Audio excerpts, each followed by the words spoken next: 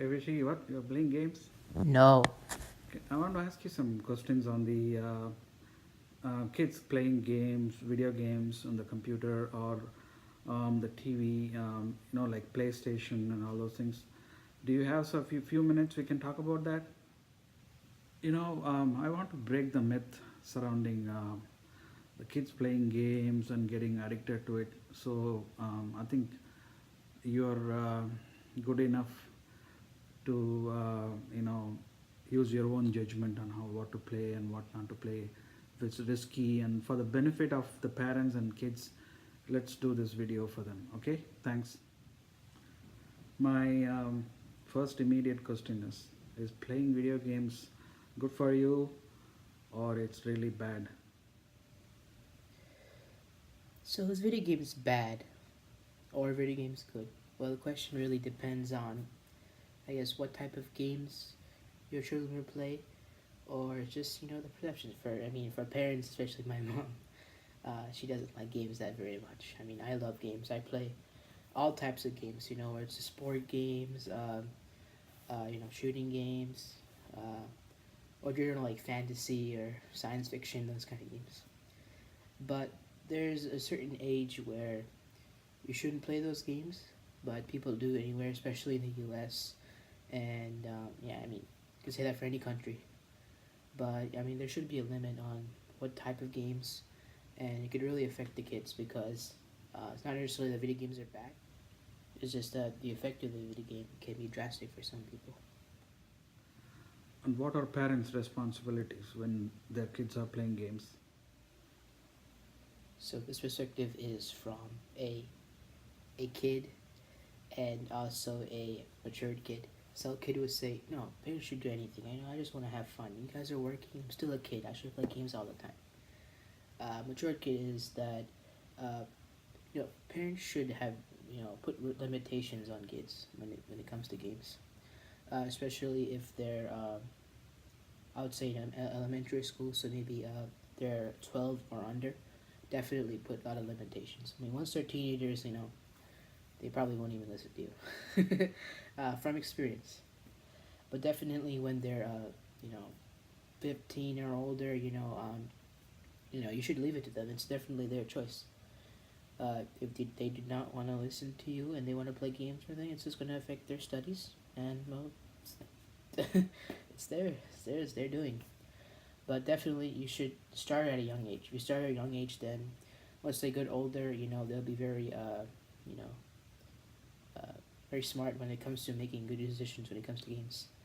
Because now these days, I'm in college, I don't have much time to play games, and because you'll know, I mean, I don't even feel like playing games anymore. But I find the time maybe for a little bit just to ease off the stress and all. But definitely, parents, you should experiment a little.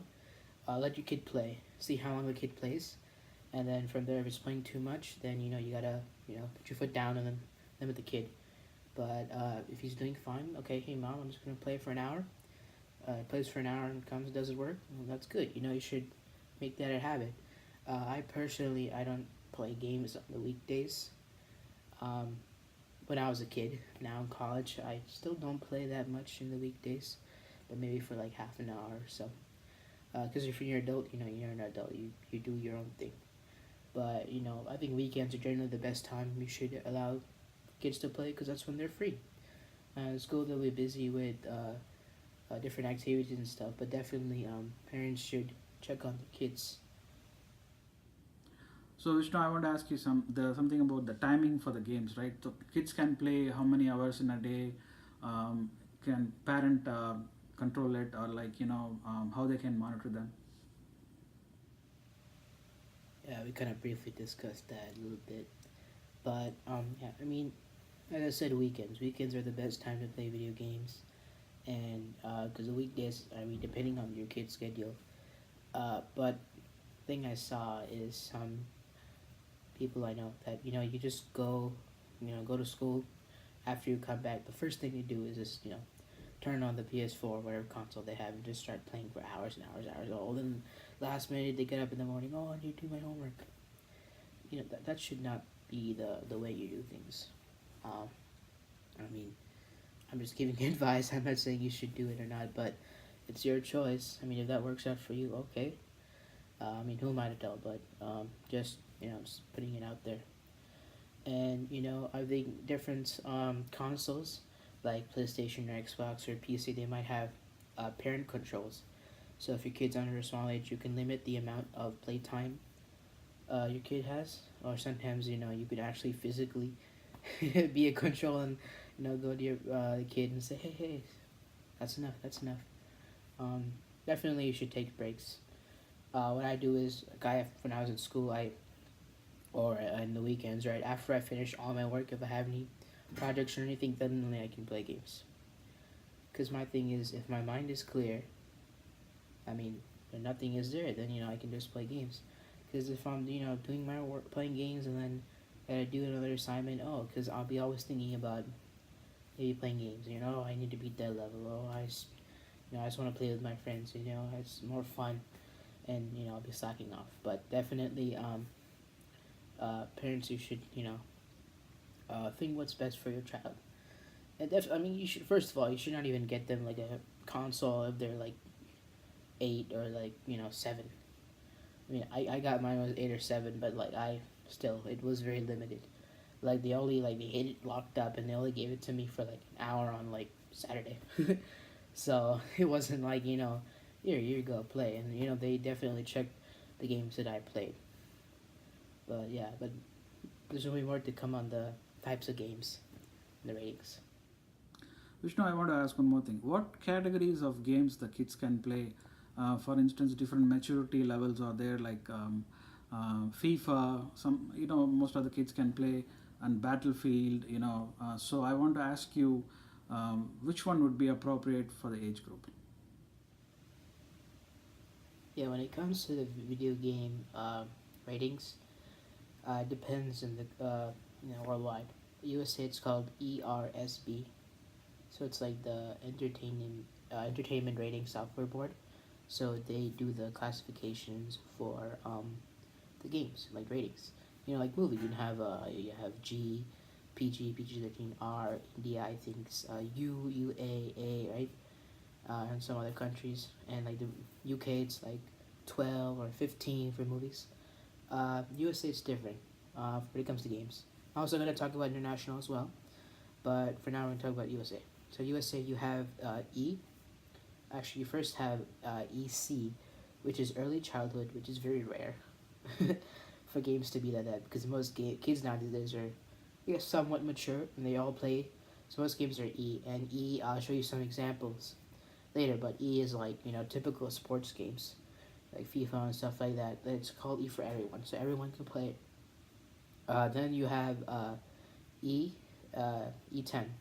So E is anybody 10 or older. Still, I mean 8 or 9, they can still play the game. It's like nothing super violent or anything. Everything it's good. And then you have T, T for teens. And I mean, kids can still play T for teens. It's generally depends on the type of game. If it's like a fantasy game is rated T for teens, then I guess it's okay. It's maybe like a shooting game. You should probably just hold it off when they're like maybe 11 or 12. 10 is like, T for teens is like 13 or older. But I mean, it honestly depends on the child and the child's maturity. E is an example of a game rated E for everyone. As you can see, it's the new FIFA. And we flip back. Let's see. We'll see. Okay. Yeah, for everyone. Yeah, I mean, there's not many, here in the description box, it'll say, why is it rated that way? And as you progress through the ratings, you'll see, what content is in the game. There's violence, nudity, or any bad language. I mean, you'll definitely know. So with that being said, this leads us to our next rating. That is M, M for mature. And this is a very popular rating because most games are actually rated M. See, that's the thing why, you see all these kids playing violent games. Because, like, the big AAA games, that's what they're called, AAA games. Like, you might have heard of them, Call of Duty, Grand Theft Auto, Um, yeah, Battlefield. And let's see, several other more games too. You know, and the reason why is because I guess of the content of the games. It attracts more players. It attracts a lot of players. I mean, the most people who play those games are actually, I wouldn't say they're all kids, but most of them are like college kids and older. But there's still a significant amount of players that are 10 or 11 playing those kind of games. And it's not necessarily a bad thing, but it's not necessarily a good thing either. So this definitely calls out for attention, and why this rating is kind of controversial in a sense because yeah, I mean you can have a 17-year-old plus play the game, and it'll be fine, But if you have a 10-year-old play the game, I mean it depends, you don't know which way it's gonna go, you don't know how it's gonna end, but yeah, I mean that's for the parents to find out. Yeah, and same ratings internationally. You'll have 12 or something, and then you have 18 for adults. You might have like 6 for kids. So yeah, I mean you can see the age on the thing, and you could definitely say, okay, well, that's 6. That should be around E, or E10. That's 12. It should be around T for teens. If it's 18, definitely it's rated M. So yeah, I mean it depends on the countries. I think internationally most of them have the same type of ratings, but US, US likes to do their own thing, and everyone else like, what, just do it our own way. Here an example of an M-rated game. I mean this game is amazing. I cannot praise this game. If you don't have this game, just go online. Just watch YouTube, watch the video game movies. It's called cutscenes. Definitely watch it. So yeah, I mean this game's rated M, and yeah. So let's see why it's rated F. Yes, you got blood and gore, intense violence, nudity, sexual content, strong language, use of drugs, alcohol. And I can tell you, I beat this game, had over 100 hours in it. Yeah, it has most of them, but not all. So it doesn't have any much of the sexual content or nudity. But the thing is, but it's still there in the game. It's not as prevalent as you think it might be, but still, I mean, it's still there. So they have to include it no matter what. If it's like for like 2 seconds, they still need to include it. But games like Grand Theft Auto and stuff like that, that's more the sexual and adult content is more prevalent in those games, and same as the violence. So it generally depends on the game, and I definitely going online, look at the game, the content, look at the gameplay appearance. If you think that's a game that you kids want to play, okay, go ahead, buy them. I mean, this edition was like $100, so yeah, if you don't mind spending money on games, cool, you're a cool parent. Normally games are $60 for standard edition. You can do your conversion based on your currency in your own country. Yeah, but make sure if that's the game you want your kids to play it. So we covered a lot of things. Dad asked really some good questions. The age ratings, how many hours we should play, and if the games are bad, and are they good? I hope we answered them. I hope you got some clarity. But I'm going to talk about something else, and it's called microtransactions. I mean, you might have seen it in the news a lot. Even if you don't play games, it's just because gaming is kind of popular. There's a lot of gaming news. Sometimes it just pops up randomly on Yahoo, Google, or whatever you want. And so microtransactions are in-game purchases. So like with FIFA, right? You can buy FIFA points, and those points can be redeemed. So you can buy those points to get new packs. Packs can contain new players in your ultimate team. Similar to FIFA. I don't want to go too much in depth if you don't know, but I will give another example because FIFA is the most popular. Or in Fortnite, it's just a very new popular game, and yes, Fortnite is definitely I guess crazy if you can say, because I mean, that's the most games I've ever seen any kid play. You know, it's for hours and hours just play Fortnite. But the game is free. But that catch is that microtransactions are not necessarily hidden costs. They're very open.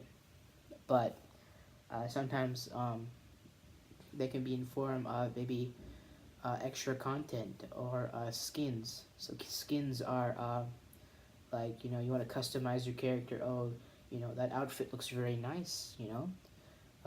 But you know, I don't want to play so much just to get it. But no, I could just spend $5 and, you know, have the skin, and all my friends still think I'm cool. Um, that's the perspective of a child, you know. With the kid is like, you know, you know, I want to have the best stuff. I want to look very good when I play the game, and I want people to say, "Oh wow, you know, that kid's really cool," and stuff like that. But microtransactions can be a burden, and yeah, it's yeah, I was a victim of that. You know, as a kid, I had FIFA points, but you know, some things happened, and then, you know, I just, you know, I didn't like it after that, because I mean, the more you buy, I mean, that's not good, because you already dropped like money, like good money for that game. If it's like a regular game like FIFA, right? I mean, at least $60, and it's a lot. I mean, it's a lot in other countries, especially for us. $60 is like nothing for a game. For me, it is nothing, because I normally spend that much. But for others, it's like they only have time to play that one game, you know. But I mean, see, I buy all like the new games because I like them, and I'm a very diverse gamer. So, and most of the games I played, they have that. You know, even single player games, and they do not have any online component. They have that, and you know, it's disturbs me because, you know, you paid so much money for that game, and but what you're getting isn't enough for the developers. You know, they just want money, greedy in a way. But you know, especially when it comes to kids, and this is why I say, uh, kids will tell you, "No, mom, I want that. I want that. You know, I want that. Looks so good." Parents, beware of microtransactions, especially when it comes to FIFA, Fortnite, Battlefield, or any game in that matter. Um, Make sure you know what your kid is buying. Do not buy anything from digitally. Do not buy anything digitally. When you get older, yeah, buy digitally. I buy my games digitally now these days because just the ease of, you know, not putting the disc in, stuff like that. It's very nice. But go to the store, buy the games, but don't give them any credit cards or anything. And yes, like I would never give my credit card, but just if you want to give them a credit card, make sure you're there physically with them and see what they're purchasing. Because I know some parents who they go online and start just take the mom's credit card and start swiping away, you know, or just entering stuff in, and then, you know, it's like, oh my god, $200, wow. So it's, you know, that's not how things should be. But definitely be aware. Talk to your kid, and you know, you can go online and you'll see the news a lot now these days. You know, and like some games, they're not bad microtransactions. It's just that they're kind of they can be in hassle sometimes. Like, you know, especially when it comes to like games that, you know, give you an advantage. You know, so sometimes your kids might not have so much time to play the game. That's why they want to pay money, so in order for them to get good or better things, so that they can, you know, compete with their friends or with other people online. So definitely you should look into that. Well, that's the video, guys. Thanks a lot for watching the video, and yeah, there'll be more game content on this channel as well. And you know, this channel is going to be extremely diverse. Cooking, you know, also saw some travel vlogs, and just some random things, but you know, with good content. You know, we want to really show the world that, you know, we have things to show. So you know, my plan is for this channel, I'll be running, you know, the games side. Obviously, that doesn't like games. I do. So I'll be doing game reviews, a little differently than you see all the other YouTubers. I'll play the games, and then I'll give my perspective on it, just like a regular review. But then I'll also give like the age ratings. You know, okay, should a kid play this game? You know, is it, you know, is it safe for them to play the game? General things. So yeah.